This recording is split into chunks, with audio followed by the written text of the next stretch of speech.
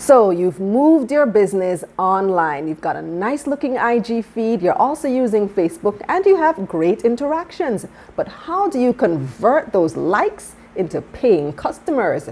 Try a sales funnel. I'm Kalila Reynolds and it's time for another episode of Money Moves, JA, brought to you by Exim Bank's Business Advisory Service, giving you the tools to grow your business. My guest today is Javette Nixon, CEO of Point Global Marketing. And make sure you watch this video to the end because I have a giveaway.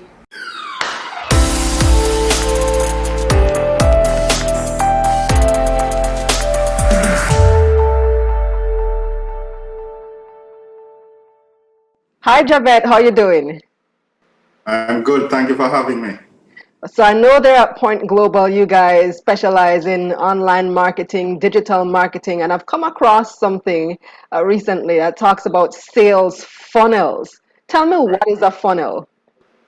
So a funnel is a marketing term that is used to describe client interaction at entry, meaning where a client becomes aware of a product or a service, and at exit, which is what is called a conversion, which is an action that is desired by a company or an organization. However, marketers are reforming the way they think about sales funnels and are actually moving to a term called customer decision journey, which basically looks at the decision-making cycle of a customer at the point when they become aware of a product or a service, throughout that relationship with a company until a conversion or an actual action, whether the action is purchasing something, downloading something, signing up for something, whatever the desired action of the company is. So conversion meaning coming over to you, coming to my side, Right, right. That's a good way to look at it. converting you into a customer or a follower or whatever it is. Exactly. So there are specific points within the cycle of a relationship with a prospect. Let's use that terminology. And at various points in that relationship, there are specific actions that companies want to see happen. For example, I'm going to use a very offline example to start.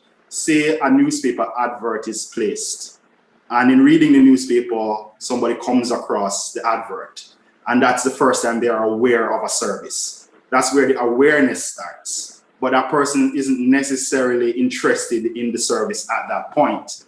But what companies want to happen is that they want to gradually take the prospect along a journey with them. So you want to change awareness to interest. So you see this ad, oh, you're now aware of the service. This ad should have a call to action that leads to you being now interested in the product or the service. And you want to move that interest from just general interest to desire.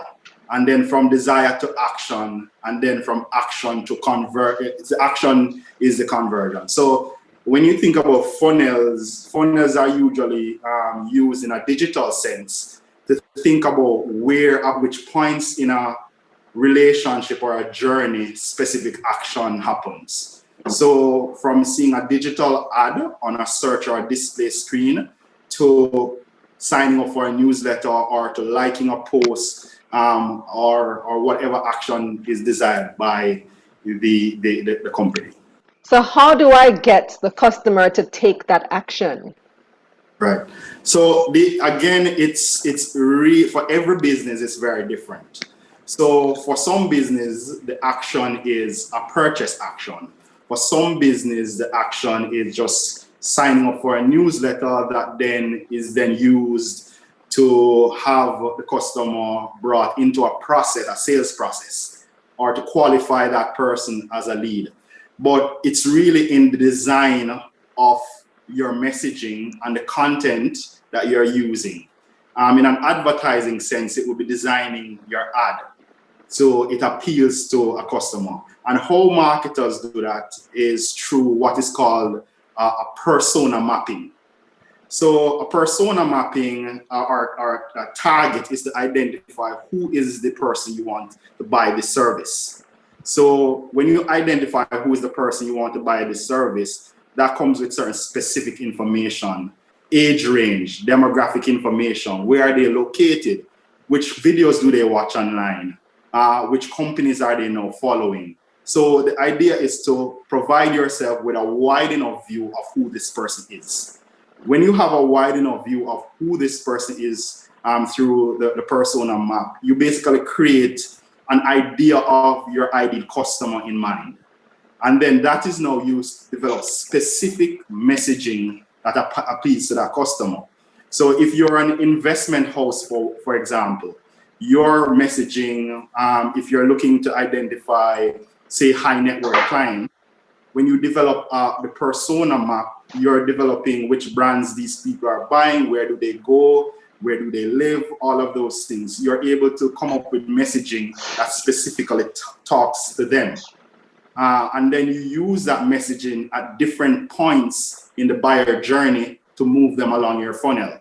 So the initial point may be just to get them to watch a video around your investment house that talks about your investment philosophy. But when after they watch that video, you might want them to sign up for your newsletter to get information on stocks or investment instructions that you're doing.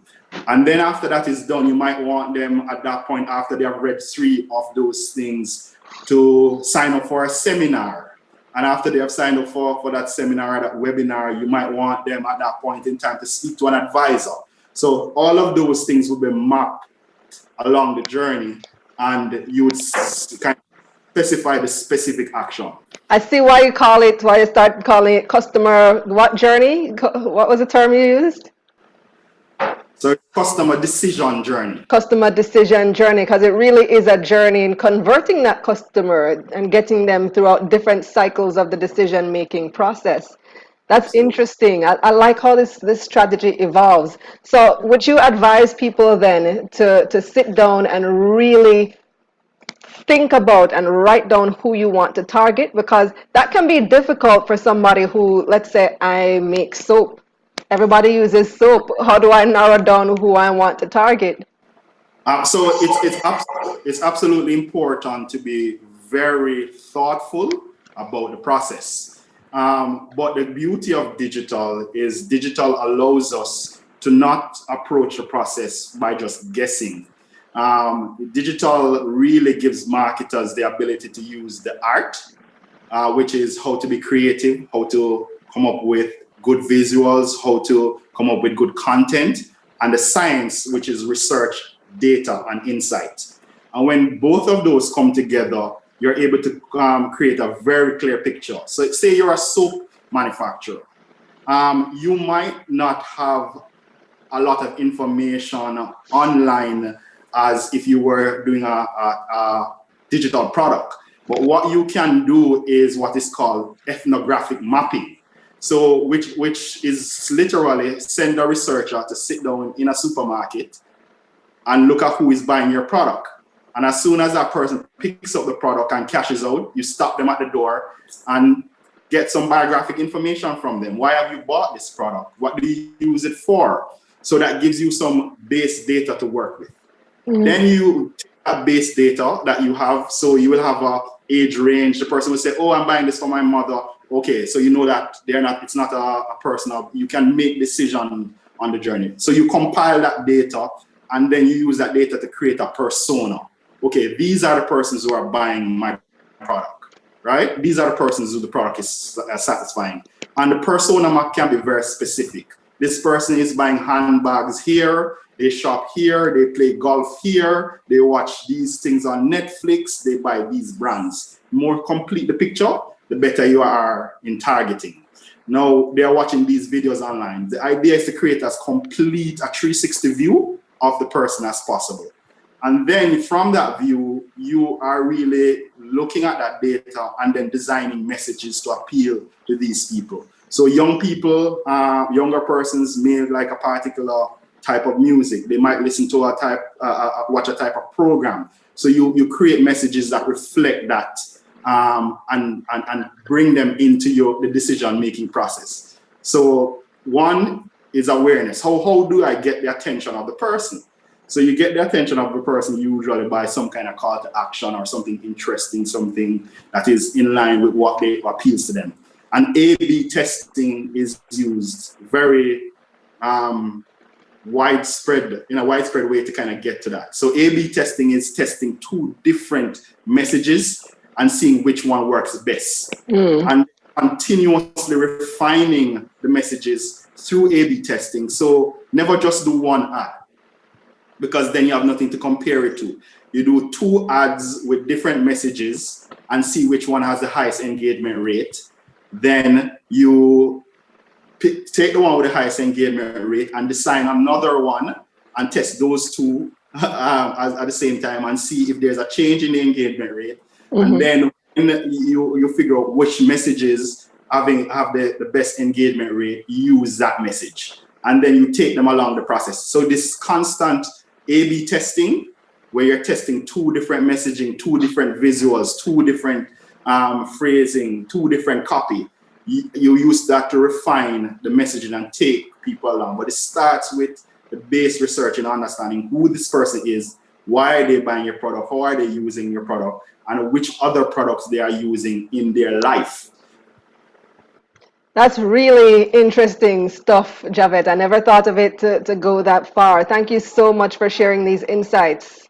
No problem. Glad to be of assistance. It's an art and a science, and a lot of people don't realize how much actual work goes into doing great work on digital and actually leading to conversion and sales or whatever action you want somebody to actually do. Absolutely. Now here's a recap of Javed's key points on digital marketing.